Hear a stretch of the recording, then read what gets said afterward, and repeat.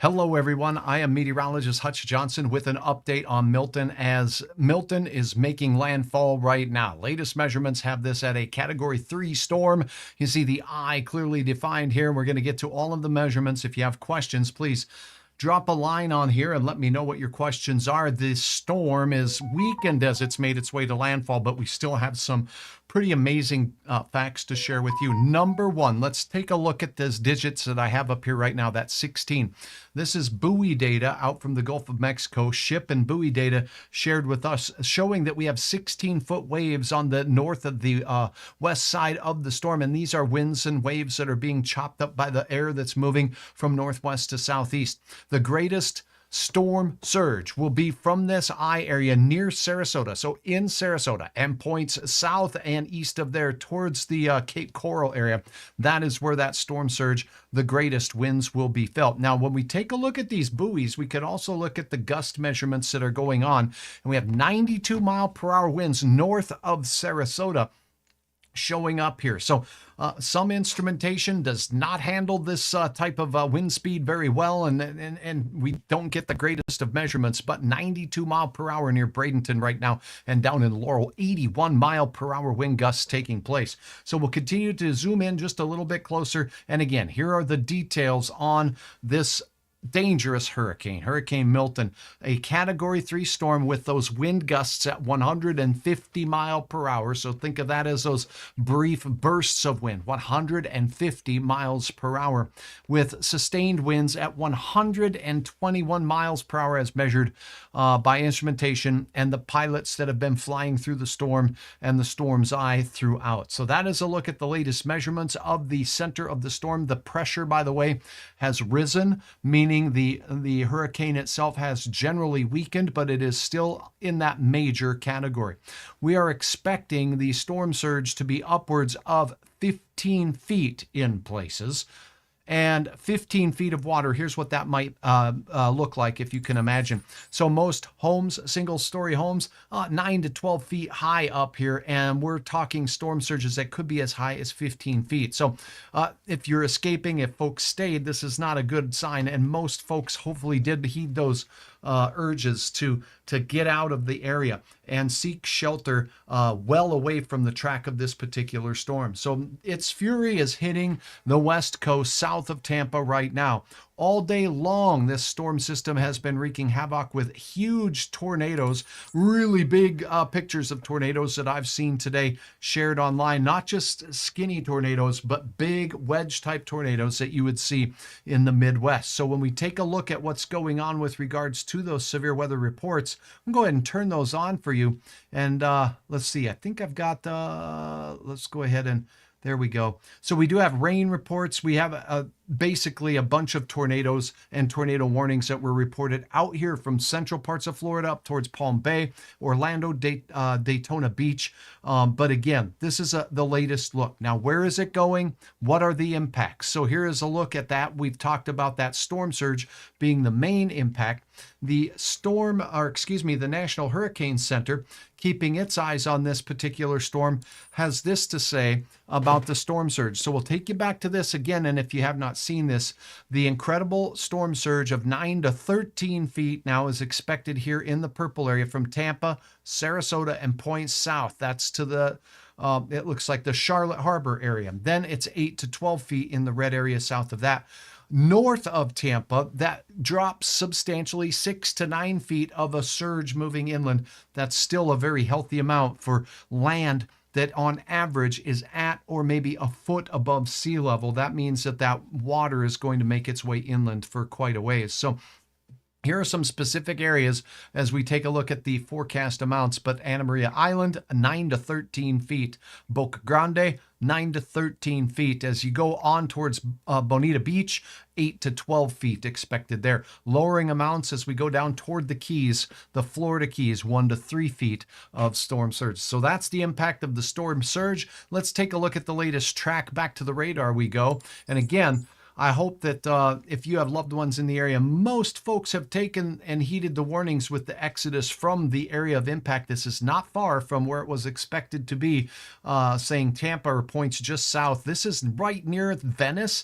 Also, so if I know someone was asking me about that Venice area, 81-mile-per-hour winds right now being recorded there. These are wind gusts. Those are the wind gusts at 81 miles per hour. So that's what's going on. That goes all the way out towards Arcadia. You can see this wobbly looking eye. It's not perfectly round as this storm system makes its way in.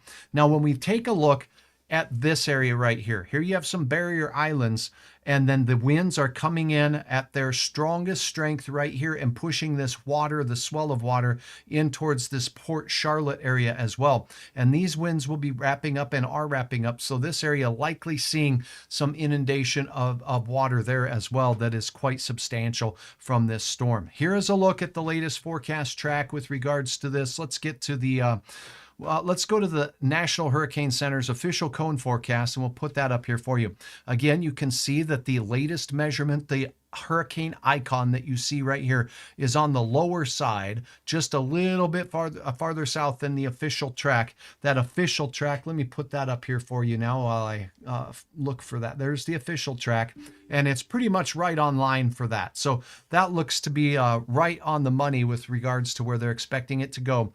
This hurricane will remain hurricane force winds all night long and be in the Palm Bay area by morning tomorrow as we cross into about the 7 a.m. time frame, and it's expected to be still a Category 1 as it works its way off into the Atlantic side on the east coast of Florida. So anywhere along this is where the strongest of the winds will continue to blow, causing damage. Very heavy rain, as you notice with this, is mainly focused on the north half of this particular system, working its way in. As we take a look, Tampa right now out towards the Ruskin area, all the way north into the greater Carrollwood area, Palm Harbor, Tarpon Springs out there at St. Petersburg as well, all seeing significant rainfall. Brandon, Plant City, Lakeland, and Polk City, Florida, all getting the heaviest of the rain. Rainfall rates in this storm system are quite impressive as well. Let me get to the radar site here and see if I can take a look at some of the products that we can show. Let's go ahead and see. Here's the precipitation rate with the cells that are working their way through. Sorry, it took me a second to find that. As we take a look at the most recent scan here, we are seeing that the precipitation rates up here near Bradenton, St. Petersburg, have these hot pink colors and the blues. And these are the areas where we have rainfall rates that are quite excessive. Let me see if I can turn the query on here. This is 5 inches of rain per hour. Okay, so this hurricane is producing rainfall rates estimated by Doppler radar to be upwards of 3 to 5 inches per hour.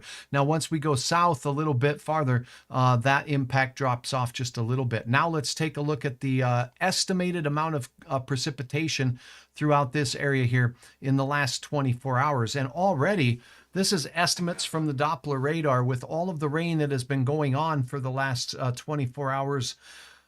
Tampa likely seeing in some spots upwards of 10 to 20 inches of rainfall. That area, Tampa, was getting hit hard last night with some heavy showers as well. So those would be added on to what we're measuring here, and not just in the window of time that the hurricane is working its way over. It does look like now the latest measurement has this thing on shore right here, so we can take a look at that. Let's see if there's a new measurement there. As we look at the very latest, it looks like we still have 121 mile per hour winds. Speed of motion is 16 miles per hour to the north and east. So they did get a new measurement in there, and that is Milton making landfall as we speak. But terrible amounts of rain from Tampa that are estimated to be upwards of 15 to 20 inches already and counting as this system will work through during the overnight hours. So flooding is obviously another concern, and the damage that these winds will be causing. So what was a Category 5 catastrophic hurricane out over the Gulf has weakened a little bit today to a 4, and as it's worked its way closer to land, cutting it off from some of its source of heat and energy from the hot water, and has made its way over land, is weakening. That trend will likely continue. It is expected to weaken from a Category 3 down to a Category 1 storm as it crosses and remain a Category 1 hurricane. As the track on the long range has it making its way all the way out to the Atlantic and not scooting up to the shores of the mid-Atlantic states at all. So a break for parts of Georgia, the Carolinas, and Tennessee from this particular storm, as it looks like the jet stream pattern and the high pressure that is quite strong in the northern plains here, keeping that system well down to the south. That is a look at the storm amount of rainfall estimates, and there is plenty of convection still in this storm system. Let me see if we can put up here now a look at the latest warnings that are going on. Are there any more tornado warnings with this particular storm as we head into the nighttime hours? So where those would likely be offshore right out here with the strong convection associated with this outer band. In here, we have very, very heavy precipitation taking place that we showed you was upwards of 5 inches per hour of estimated rainfall. See if there's any questions here. Leora, thank you for watching so very much. I hope that you and your family are safe. And as we watch this, keep in mind all of our neighbors in Florida. There'll be a lot of ways to help our neighbors down there that we'll be hearing of in the coming days.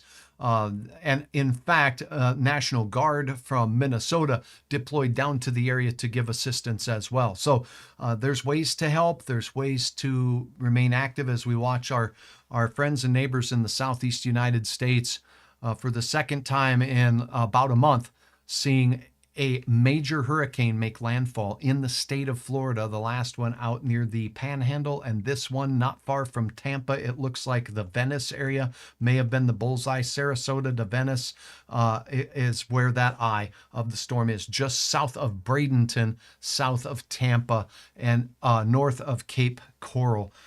Is where that storm is making landfall. So that is what's going on with the latest on the hurricane right now. We'll continue to see more and more stories and reports on this as we go through the overnight hours. I want to thank you for watching Hutch's Weather. I appreciate you, and I appreciate you passing the word that Hutch is right here on Facebook, on YouTube, delivering the weather. A little bit of information about the 121 mile per hour sustained winds with regard to this storm. Here's a look at that Saffir-Simpson scale, just to give you some perspective on this, since we don't see hurricanes every day in the northern plains. Category 3 storm, which is what this Hurricane Milton is. 129 is the cutoff before it becomes Category 4. So it's literally just on the upper end of the Category 3 storm, with gusts to 150 miles per hour. Those gusts are going to be causing catastrophic damage in localized areas.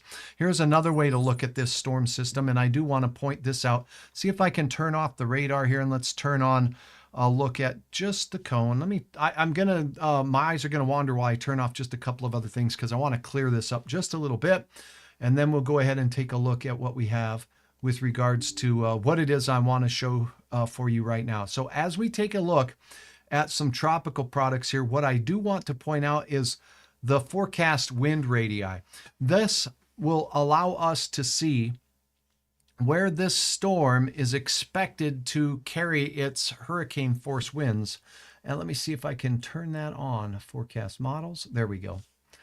So these are the hurricane strength radii, and as we go through the overnight hours, it will remain hurricane strength all night. But as we reach the morning, still hurricane force winds will be felt within this pink circle that you see there.